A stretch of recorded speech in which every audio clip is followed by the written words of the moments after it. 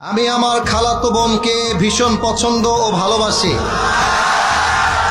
অনেক বছর যাবৎ ধরেই ভালোবাসি, কিন্তু পরিবারের সদস্যদের বলতে পারছি না।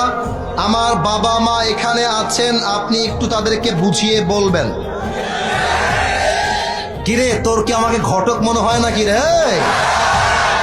আচ্ছা শোনো, আমি একটা কথা বলে দেই, কখনো বাবা মাকে না বলে বিয়ে করতে যাবা না, এটা আমি ফার্স্ট অফ অল বলে দিই। কারণ মেয়েদের মনটা কিছুটা আকাশের মতো, এই রোদ, এই বৃষ্টি, এই ঝড়, এই তো মনটা চেঞ্জ হয়ে গেল। অনেক মেয়ে বলবে তোমাকে ছাড়া কাউকে বিয়ে করতে পারবো না, মানে এমন একটা ভাব তোমাকে বিয়ে না করতে পারলে মরেই যাবে। কিন্তু খেয়াল রাখবা, মেয়েরা কিন্তু বেটার অপশন খুব ভালো খুঁজতে পারে।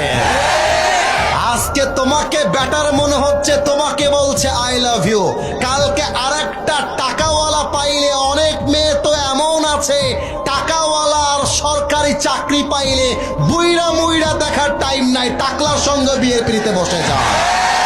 তবে সব মেয়েকে আমরা এক পাল্লায় মাপি না। আজও এই যুগে ফাতেমার চরিত্রে, খাদিজার চরিত্রে চরিত্রবান মেয়ে আছে না নাই?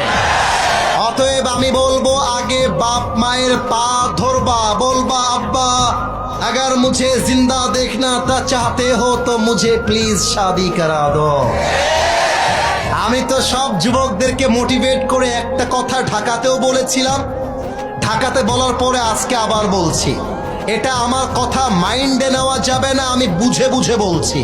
যদি তোমার বাবাকে হাজার বোঝাবার পরেও তোমার বাবা বুঝতে না চায়, মাকে হাজার বোঝাবার পরেও যদি তোমার মা বুঝতে না চায়, যদি দেখো দেয়ালে পিঠটা ঠেকে গেছে, বাস দেয়ালে যদি পিঠ ঠেকে যায়, যেই মেয়েকে পছন্দ তাকে নিয়ে আসবা, তুমি যাবা একজন হুজুর নিয়ে আসবা, 3 কবুল বলে বিয়ে করে ফেলবা।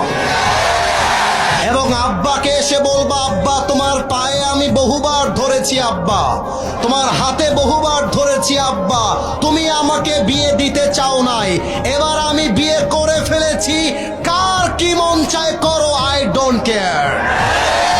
আরে যেই আব্বা আম্মা দেখছে আমার সন্তান জেনায় জড়িয়ে পড়েছে, আমার মেয়েটা হারাম সম্পর্কে জড়িয়ে পড়েছে, তাও যদি বাপ মা বিয়ে না দেয়, ওই বাপ মায়ের অনুমতি ছাড়া বিয়ে করাটা অনেক বেশি জরুরি। যুবক ভাইরা আমার, আল্লাহ তুমি যুবকটাকে তার পছন্দ অনুযায়ী বিয়ে করার তৌফিক দান করো। পড়েন সবাই আমিন।